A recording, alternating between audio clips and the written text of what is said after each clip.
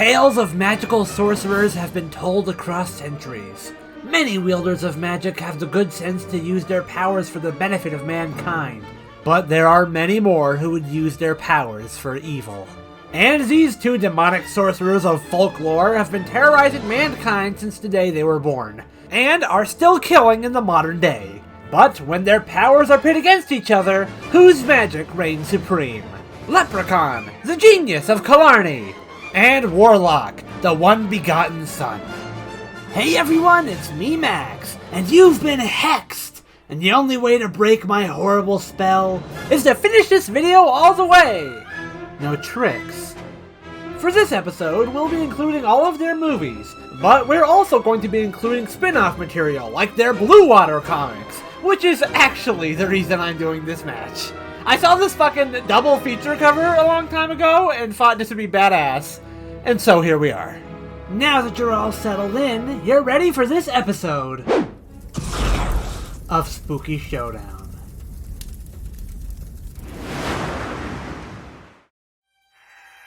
Irish folklore tells of magical sprites that live in the forest, protecting their gold and cobbling shoes. These are leprechauns, who, while yes, do like to play the occasional practical joke, are relatively harmless. At least, most of them are. Tales have been spun about one particularly greedy leprechaun, who stole gold from a deceased king, and will kill anyone who dares to take it from him. His name is Lubden, and while this ancient backstory makes him seem menacing, I guarantee you once you meet the guy, you will find him more funny than scary. There was an old man of Madras, whose balls were made of fine brass. So in stormy weather, they both clanged together, and sparks flew out of his ass. But don't let his sense of humor fool you. True to a leprechaun's nature, Lubden loves playing jokes on people, but they tend to turn out more lethal for the poor sap on the other end of it. And with his assortment of strange magical powers, the leprechaun always gets away with it. He is notably skilled in telekinesis, choking people with phone cords, lifting people and snapping their necks, and even blasting holes in people's bodies just by pointing at them. He'll disarm you of any weapons you may have on you, or even worse, turn that weapon against you and force you to pull the trigger. He can mimic anyone's voice, and use it to trick people into walking into his traps, or just use it to taunt people with lost loved ones. He can cast illusions, like a topless girl that's actually a lawnmower that grinds up your face if you go in for a motorboat.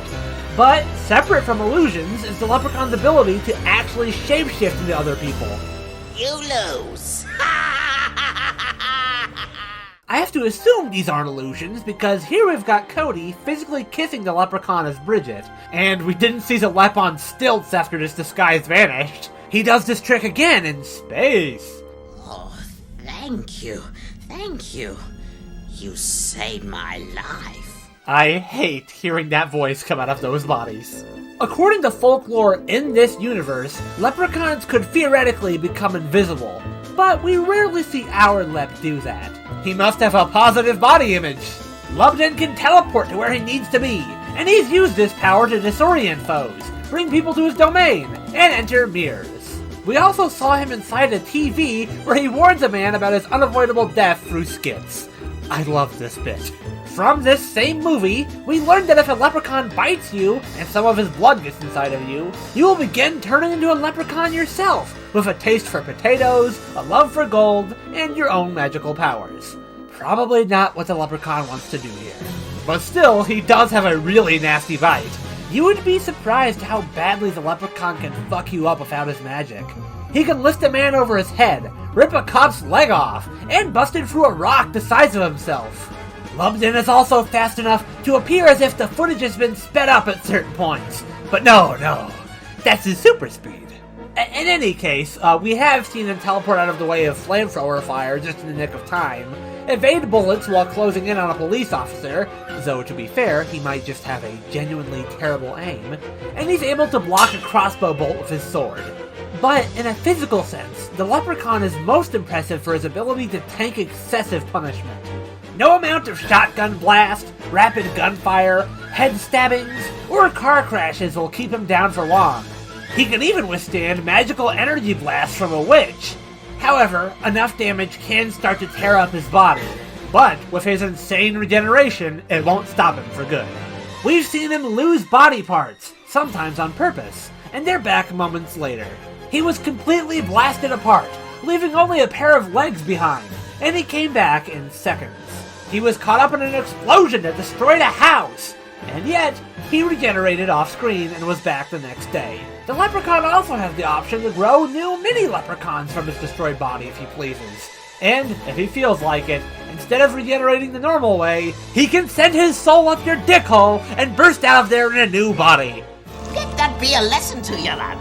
Always wear a prophylactic. Jesus Christ. The Leprechaun can cast fire, make electricity surge through you, and even completely warp your mind. We saw him turn Metalhead against his allies, and he turned Free Women into his backup dancers when he was doing a rap number in the Hood. Yes, Leprechaun went to the Hood. And it was so nice he went for seconds and back to the Hood. These movies are fucking crazy. Lubden can transform your body into money if you can think of a good enough pun. He can raise skeletons to fight by his side, create a force field that is said to fry anyone who touches it, and he can summon practically anything he can think of. Whether it be handcuffs, a robot woman who zaps you to death, explosives, or just a gun for his allies to use. But the Leprechaun has weapons for himself as well that he can summon. He can bring out his shillelagh to beat people with, or it can become a hidden knife, or it can become a lightsaber! Leprechaun in space, everyone! He also has a futuristic gun in this movie. He has a magical flute that will put anyone who hears it into a trance, with the exception being the Leprechaun himself. And more basically, he has an axe for castration purposes, a bear trap for catching fools, a chainsaw for magic tricks gone horribly wrong, and a drone that he can use to fly around with. We also mentioned before that he has a sword, and it's actually enchanted, particularly useful on magical foes. And he's no stranger to wielding this weapon, as he's been fighting to protect his gold for over 2,000 years. And has done battle with many Clericon, and won every single time, despite them outnumbering him. It helps that this noble warrior is generally pretty clever. He manipulated Morty's greed so that he would be set free, manipulated a girl into betraying her friend for her own safety, but found a loophole to let him kill her as well. And he's apparently a master chemist, as he was able to make a concoction that turned a doctor into this. He also sneaks into a hospital in a doctor disguise, and I just love it when the Leprechaun wears little costumes. It almost makes you forget that he's a brutal savage who will pogo on your lungs and laugh until you die. But, despite being a slimy, greedy little monster, the Leprechaun can be reasoned with. If you were to simply give him his gold back, he would leave you alone, as long as there isn't a shilling missing from his pot. We've also seen him be pretty chill with other people, making friends by smoking weed, and infamously befriending this fucking guy from the comic book, whose only role is to dish out some of the worst jokes I have ever read in a comic. I hate this guy. What does the Leprechaun see in him? Does he hope that by being near someone who tells horrible jokes that his corny jokes will seem funnier? Whatever. If you're wondering why he cares so deeply about his gold to the point of containing his bloodlust, it's because that gold is the source of all of his magic. In fact, a single coin from the pot can grant your greatest wishes. It made Scott unable to lose at gambling. It made poor Tammy want to have sex with her boss. Don't worry, that was prevented. It made Loretta desirable, and turned Fazio into the greatest magician in the world. And yet, if you were to try and use this magic against the Leprechaun, you'd be shit out of luck. It's also notable that witches will be burned if they attempt to grab his gold. And the gold is even self-replenishing, keeping itself full if someone tries to pour it out. However, this pot of gold may also be the Leprechaun's greatest weakness. He is reliant on this gold, and becomes notably weaker whenever he's separated from it, losing his powers if his entire stock is gone. And if his gold is entirely destroyed, he'll be destroyed with it, and his regenerative abilities won't work anymore. His powers can also be fucked with if you manage to get him drunk, which will make him much clumsier. He also absolutely has to shine any dirty shoes he sees, calling back to the Leprechaun's origins as a shoemaker. Though apparently the exceptions are Crocs. That'll show him, Leprechaun! When was this movie written? Wrought iron can also severely burn him. Or really, just any iron seems to fuck with him. An iron necklace hurts him a lot, and surrounding him with iron objects pretty much traps the son of a bitch. He'll even die if you impale him with iron. But his greatest weakness comes in the form of four-leaf clovers. Just being near one of these bad boys will make him cower in fear. If one is simply placed on a crate he's in, he'll be trapped forever. Weapons infused with clovers are especially deadly to him, and if you manage to make him ingest a clover, he's done for. Once again, causing him to lose his regenerative abilities and make him vulnerable to dying. However, none of these methods have ever managed to kill the Leprechaun for good. Even when he was blown to bits after that four-leaf clover incident, his soul lived on, and tethered itself to the well in which he died, waiting for the fateful day that he'd be able to return. Because as long as there's a single bit of the Leprechaun's gold out there in the world, he'll always find a way to come back, even if he has to wait 25 years. So, whether you're in the hood or the depths of outer space, the Leprechaun will find you in any place. Heed my warning and listen to what you've been told. And stay far away from this Leprechaun's gold. Try as they will, and try as they might. Who steals me gold won't live through the night.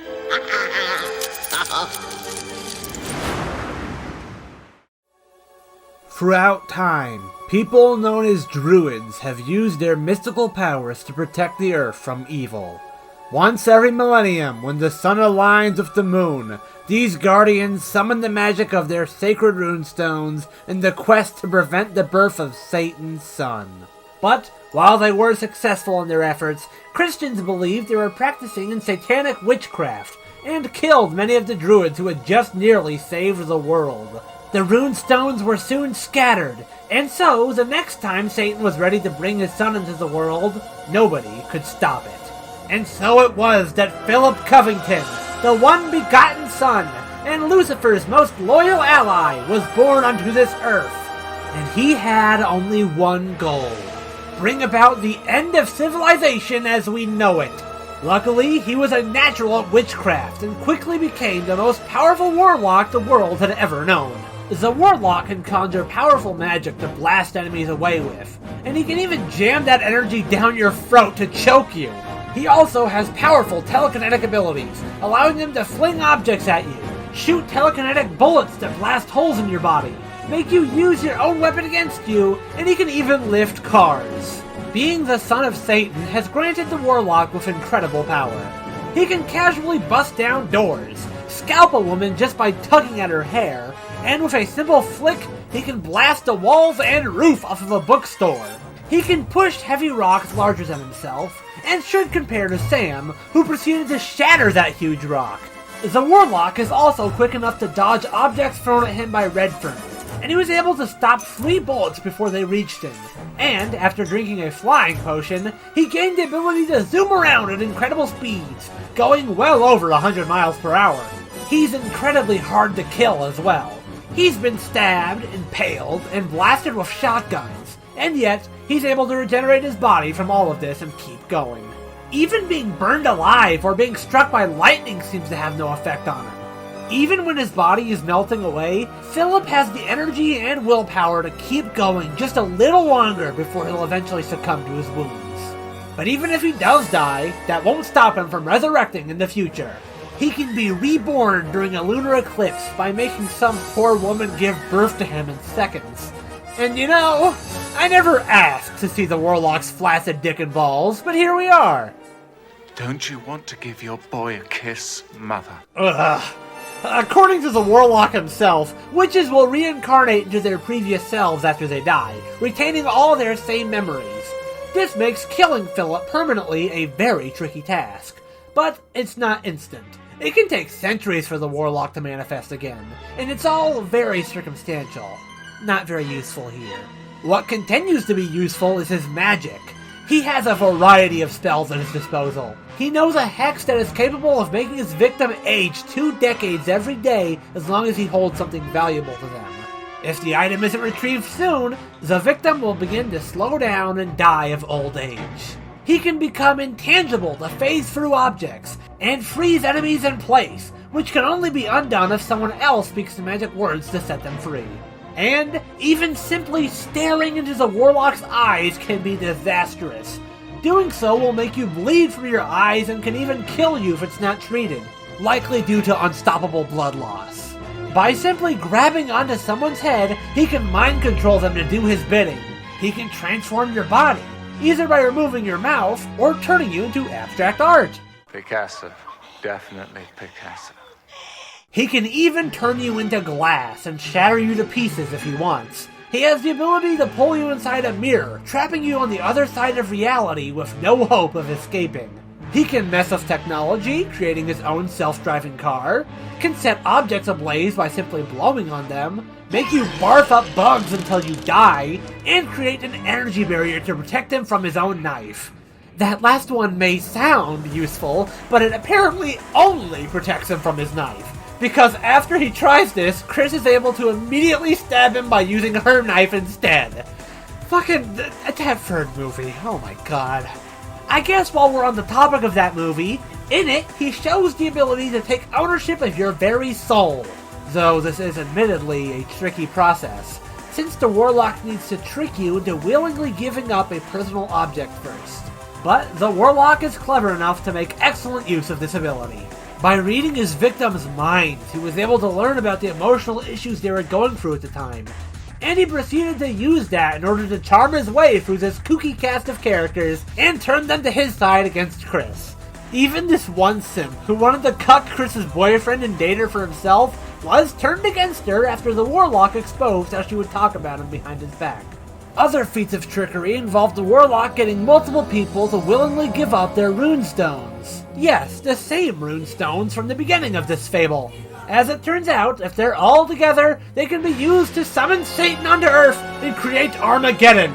But the fucking things get destroyed if you flash a car's headlights onto them.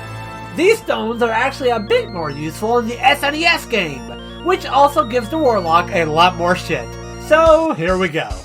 He can become a bat, turn into pure energy and fly across the screen. And he can become a large demonic creature that breathes fire. He can fling electric bolts at you, teleport wherever he pleases, create a much more effective energy shield than before, and his magic should be comparable to the player's magic, which is capable of harming and destroying spirits. The runestones can now open portals across time that the Warlock can leap through, and Philip has a strong army of creatures at his beck and call. He has zombies that can look like normal people at first, but are revealed when attacked.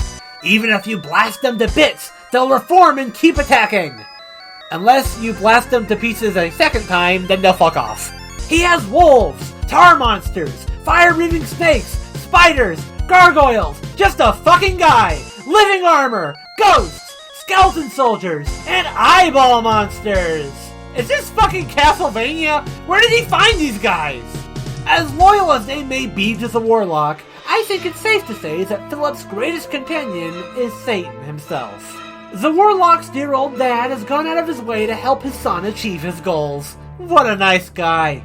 He can channel himself through other people in order to communicate with the Warlock, and he'll even sacrifice his eyes in order to guide the Warlock to where he needs to go. This was especially useful after Satan created a powerful storm and sent the Warlock 3 centuries into the future, leading into the year 1988. And it was there that he gave Philip the most important mission of his entire life. He would need to locate the Grand Grimoire, otherwise known as the Devil's Bible. Within its pages hid the lost name of God. This name was invoked during the creation of the universe, and if it were uttered back to front, it would undo all of creation itself. This would be the ultimate insult to God, and Philip was all too happy to take up the task. But unfortunately for him, he wasn't the only one who got caught up in that storm. Giles Redfern had been following and studying the weaknesses of the Warlock ever since he killed Redfern's wife, and was fully intent on putting his knowledge to use in order to stop the Warlock from destroying the world. And in his travels, he definitely found a lot of weird and very specific weaknesses. If the Warlock's blood is contained, a resourceful enough tracker can locate him. A Warlock cannot set foot on consecrated ground or they'll die, and salt will horribly burn them. He can also be warded off of a talisman, and if he were to be stabbed with his own dagger, which is made from the Holy Grail, he will melt and die. suggesting an overall weakness to holy weapons. Why does he even have that dagger if it can kill him like that? These weaknesses seem normal enough for the spawn of Satan, but he can also be stopped if you fucking jam nails into any footprint he leaves behind. He also seems to become depowered if his thumbs and toes are chained up. And if you have pennies in your mouth, it will ward off a warlock's magic. There are other very strange ways to fuck up a warlock, but they just get more impractical from here. In terms of more personal flaws, Philip has a pretty big ego on him. He's cocky enough to leave potentially dangerous victims alive just so they'll see his grand plan come to fruition. And was actually goaded into taking on Redfern in a one-on-one fight without the use of any magic. He lost this fight and had to quickly resort to using his powers again in order to regain the upper hand. Despite these vulnerabilities, the Warlock actually did manage to learn the lost name of God, and was mere moments away from destroying everything. But at the last moment, Redfern's ally Cassandra shot him up with an injection of salt water, melting him to death. While the Warlock may have failed to bring about the end of the world, he never stays dead for very long, and will never stop until all of creation ceases to be. I know thee! I know your name! I know the word that cannot do all you have wrought! Yea, I know thee! These two enchanting sorcerers have caused enough damage, so let's see which of these two demons will need a necromancer tonight.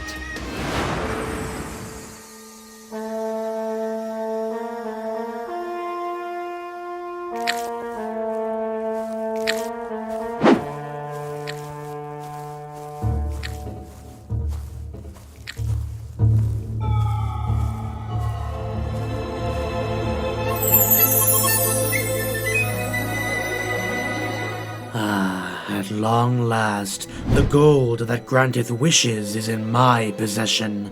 Humanity's end is at hand. Cursed thing!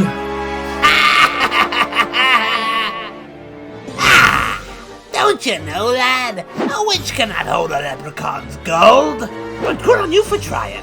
You must be quite bold. Ugly creature, I need not use my hands.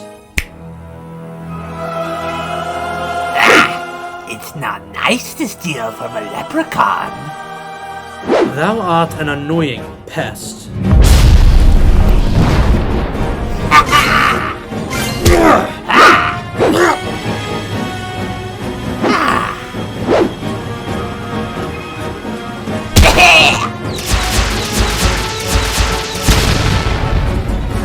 For each of thy spells, I have 20 against them.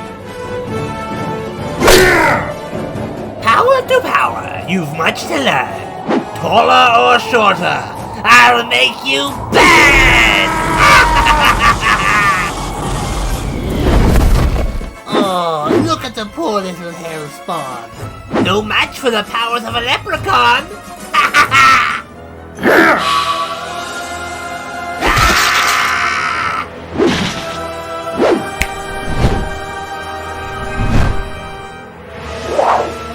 Me shilling! No one takes a leprechaun's gold!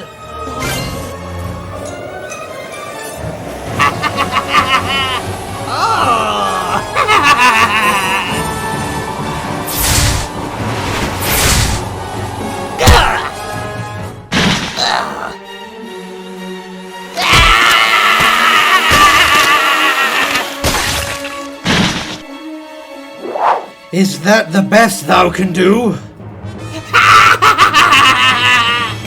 No, lad. This is.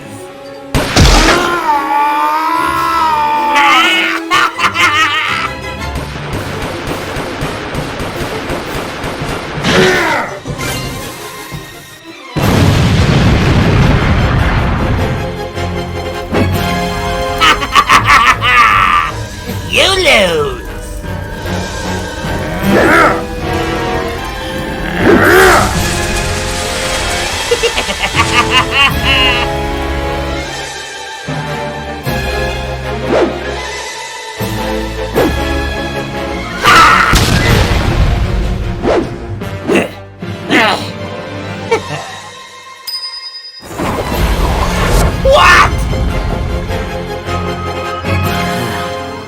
Is this what thou seeketh?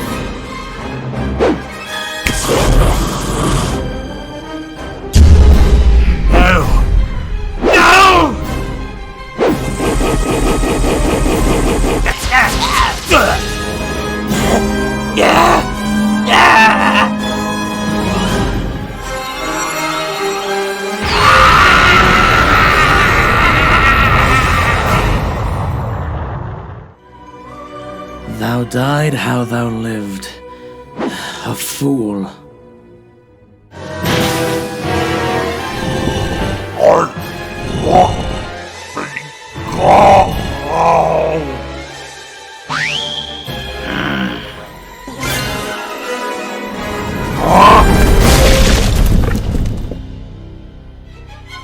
Curse this warlock who made my body decay. But as my soul will live, I'll return someday. I'll not have that happen.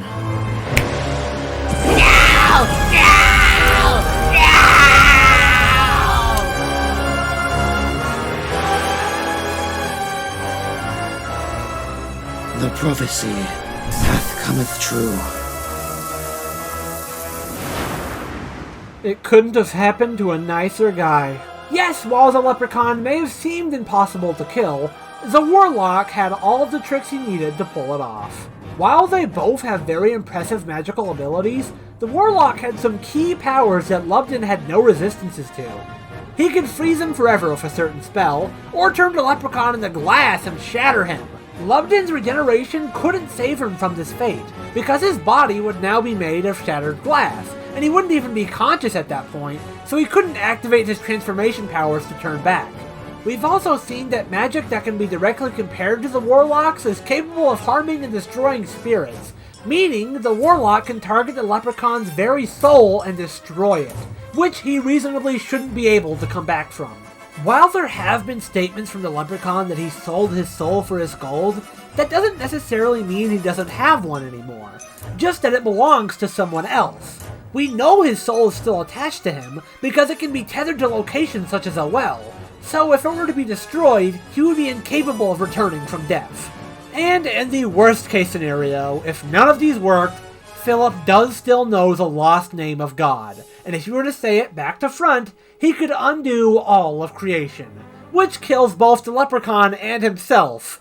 I guess that's a gray area for victory, since the Warlock would be dead too. But if he was the one that caused it, that would still be a victory for the Warlock in my book. But that isn't to say the Leprechaun's magic wouldn't fuck over the Warlock either. He has plenty of abilities that, if pulled off, would put an end to the Warlock's life. But, unfortunately for Lubden, he was not fast enough to capitalize on it. Philip can travel at speeds over 100 miles per hour and can react to bullets, stopping them before he can be shot. This is faster than anything we've ever seen Lubden pull off. With that, and the Warlock typically taking his battles more seriously and fucking around less, it's more likely that he would pull out his game-ending magic first and secure his victory against the Leprechaun. Lubden may have been one tough son of a bitch, but all of his magic pales in comparison to this powerful witch. The winner is Warlock. Boogeyman, deep in the devil's swamp. Tonight,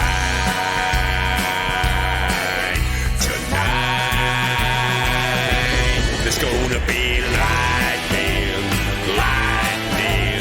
burning up the clock tower. It's gonna get